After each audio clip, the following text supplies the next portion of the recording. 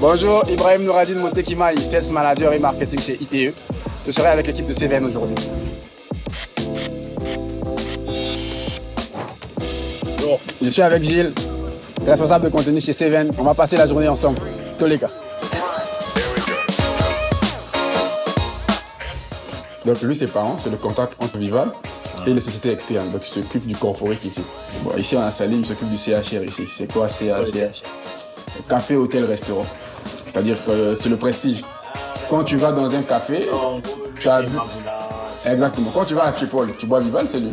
Pourquoi consiste ton rôle de sales manager? Que je suis directeur vente et marketing. Dans les ventes, c'est de pouvoir développer la croissance du chiffre d'affaires de l'entreprise, développer la vente des marques, entretenir la force de vente et surtout avoir une bonne politique de distribution. Parce que pour vendre des produits, j'entends bien, il faut avoir une bonne politique de distribution. Dans le volet marketing, il faut développer l'image de marque de la société. Pourquoi? Parce que finalement, il faut fidéliser les clients à travers des techniques de fidélisation. Il faut faire le suivi, donc la GRC, la gestion de la relation client, comment les clients apprécient le produit, comment les clients discutent avec nos commerciaux, etc., etc. Et ça, c'est très important parce que finalement, c'est ça qui va permettre à ce que le client puisse se refaire, comme on a vu avec vous sur le terrain, à ce qu'il puisse refaire un autre achat. Parce que la première expérience avec Vival a été intéressante. La GRC, c'est aussi présenter les produits dans les boutiques. Quelquefois, vous arrivez dans une boutique, vous voyez l'assortiment. L'assortiment, c'est la présentation des produits dans une boutique. Vous voyez les packs de Vival ou les chips Vival à l'entrée de la boutique.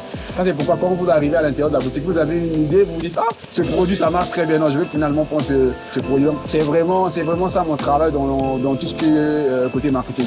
Mais c'est aussi de pouvoir monter des campagnes street marketing. Gilles Hervé est habitué à manger les chips cacahuètes, mais il ne connaît pas qu'il y a des chips maïs sucré qui existent. Donc le but, c'est de pouvoir aller dans un point de vente qui ne vend pas bien les maïs sucrés, mettre les maïs sucrés en avant. 10, bon, il va continuer à acheter ce qu'il veut là, mais toutes les fois qu'il achète ce qu'il veut, on lui donne 2 maïs sucrés gratuits. Comme moi, j'aime les ketchup. Voilà. Les pimentés, je pense. Les pimentés, je crois que c'est les pimentés. Donc on te donne 2 maïs sucrés pour que tu puisses découvrir le produit. Donc tu as fait ton expérience, mais on t'a fait découvrir un autre produit que tu ne consommais pas. Rien ne nous dit que tu vas finalement le consommer plus tard. Mais quelque chose nous dit que tu vas peut-être le conseiller à quelqu'un qui n'est pas intéressé par le piment ou par le ketchup.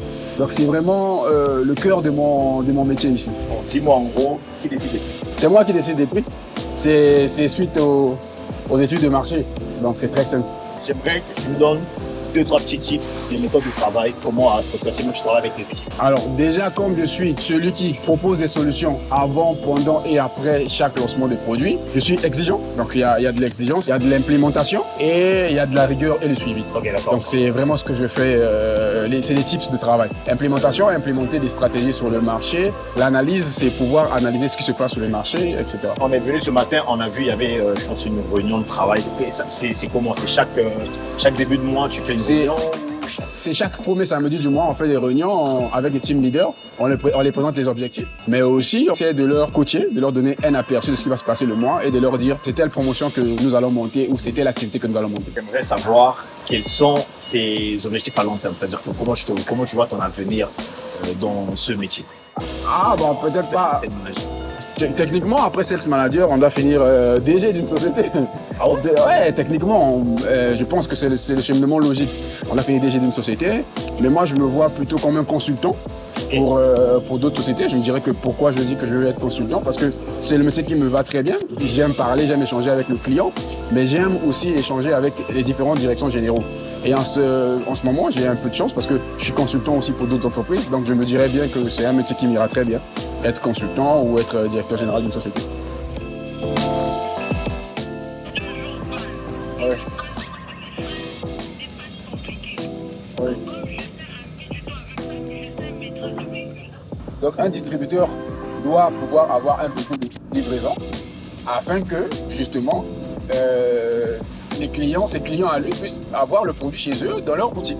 Si un distributeur vient me dire j'ai 100 000 francs mais j'ai pas de véhicule de livraison, ça ne m'intéresse pas. Mais s'il vient me dire j'ai 100 000 francs et j'ai une équipe de vente mais j'ai pas de véhicule, là il commence à m'intéresser. Je peux lui donner un véhicule de distribution pour qu'il puisse disponibiliser mon produit dans sa zone de compétence. Quels sont les avantages? Premier avantage, ça m'empêche d'avoir des collabex directs, des collaborateurs directs, c'est ça qu'on appelle collabex. Deuxièmement, ça m'empêche d'avoir une force de vente directe et donc de me concentrer sur mon cœur de métier, qui est 1, la fidélisation, qui est 2, le suivi des clients, qui est 3, la vérification de l'ADN. L'ADN, c'est la diffusion numérique.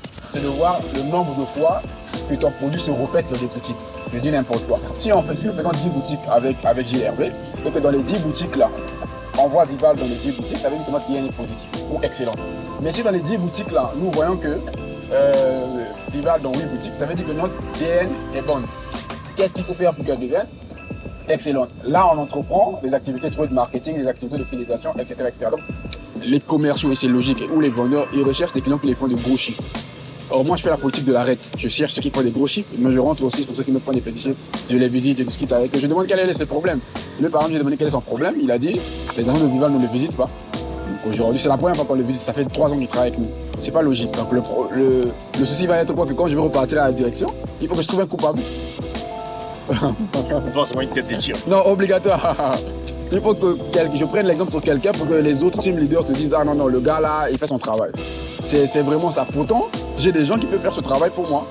Mais c'est toujours important de venir allier les mots qu'on me dit sur le terrain et aussi la réalité sur le terrain. Parce que les mots et la réalité, c'est pas la même chose. Les mots, je sais que Tourou, il fait un très bon chiffre d'affaires. La réalité, c'est qu'ils se sont négligés, abandonnés. Et aujourd'hui, il a eu un petit boom au cœur, il se sentit important. Et ce qui est bien pour le client, c'est qu'il doit se sentir important. Quand le client se sent important, il renouvelle l'expérience. C'est pour ça qu'il y a des gens qui prennent, j'aime bien dire ça, c'est pour ça qu'il y a des gens qui prennent des billets de première classe et ceux qui prennent des billets de seconde.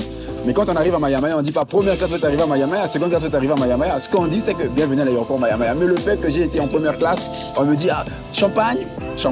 Tu peux commander 2 bouteilles d'eau, l'hôtesse n'est pas bizarre. Quand tu es en seconde, tu demandes première, deuxième, elle dit j'arrive. Donc c'est vraiment ça, là j'ai mis en business. On va continuer. Alors Ibrahim, dis-nous en tant que sales manager, quels sont tes défis au quotidien? Ah, c'est une question piège. Il y en a beaucoup.